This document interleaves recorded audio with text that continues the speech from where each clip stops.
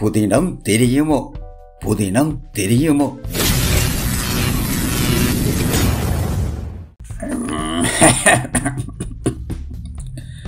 பவளம் பவளம் என்னால காணல. தங்கம் தங்கம்.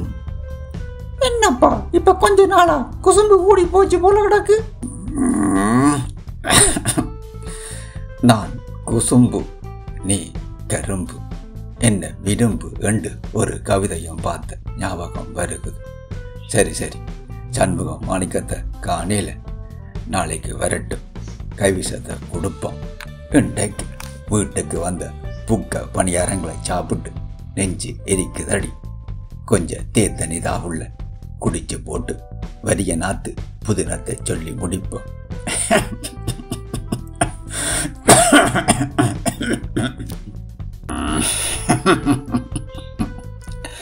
அடுத்தவ எங்களை மதிக்காட்டியும் தங்களை எல்லாரும் மதிக்கிற மாதிரி காட்டுறது சிலருக்கு கை வந்த கலை. சபை சன்னதிகளில் எல்லா வேலைகளையும் முன்னுக்கு நின்று செய்விக்கிற சிலரை பார்த்திருப்பியல். அவை ஆர் எவரெண்டே ஒரு தருக்கும் தெரிஞ்சிருக்காது. அப்படி இருந்தும் அவைதான் அதை செய் இதை செய் என்று நடத்தி கொண்டிருப்பினோம்.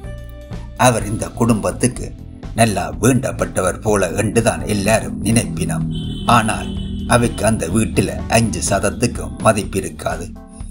அப்படி வெளியே போய் தனக்குத்தானே தலைப்பாக கட்டிக்கொண்டு திரிகிறாராம் மட்டக்களப்பில் வீட்டில் தெரிவான அந்த சண்டித்தன எம்பி. அமெரிக்கா போட்டிருக்கிற வரிகளை எப்படி சமாளிக்கிறது என்று கதைக்க சர்வ கட்சி தலைவர்மாரின் கூட்டம் ஒன்றை அனுரா நடத்தினவர். அந்த கூட்டத்துக்கு எல்லா கட்சிகளின் தலைவர்மார் மட்டும் வரலாம் என்று அறிவிச்சவர்.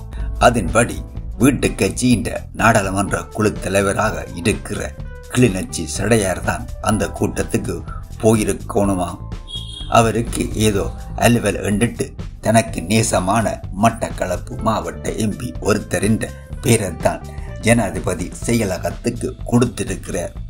கூட்டத்துக்கும் அந்த நேசமான எம்பி போயிருக்கிறார். அங்க பார்த்தா மட்டக்களப்பு மாவட்ட சண்டித்தன எம்பியும் கூட்டத்துக்கு வந்திருக்கிறார்.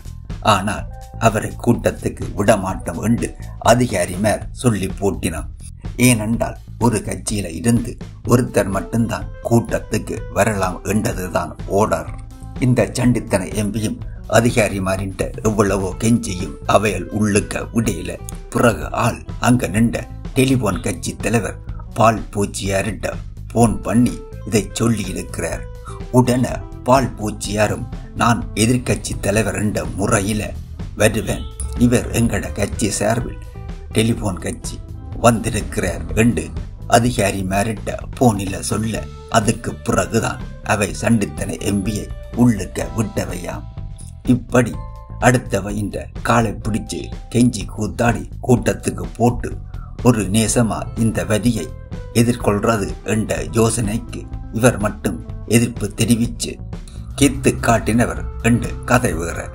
பகுடி என்னண்டா இந்த சண்டித்தன எம்பியும் அவரின் குருவா இருக்கிற வீட்டு கட்சியின் உடையாரும் ஏக்கிய ராஜ்யவை ஏற்றுக்கொண்ட ஆக்கள். ஏக்கிய ராஜ்யவை தூக்கி பிடிக்கிறவைக்கு இப்படி வரியை ஒரே நாடா எதிர்கொள்றது மட்டும் பிடிப்பில்லையாம்.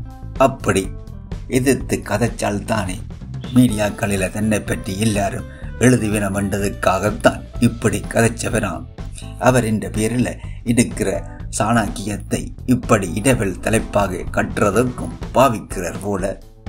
அது சரி, புது வேட்பாளரை ஆதரிச்சவைக்கு எதிரா பொங்கி எழுந்த உந்த வீட்டு கட்சிக்காரர் இன்னொரு கட்சி சார்பில் உந்த கூட்டத்துக்கு கட்சிக்கு அறிவிக்காமல் போனதுக்கு உந்த சண்டித்தன எம்பிக்கு நடவடிக்கை எடுக்காயினமோ. நன்றி. உதயம் வச்சு.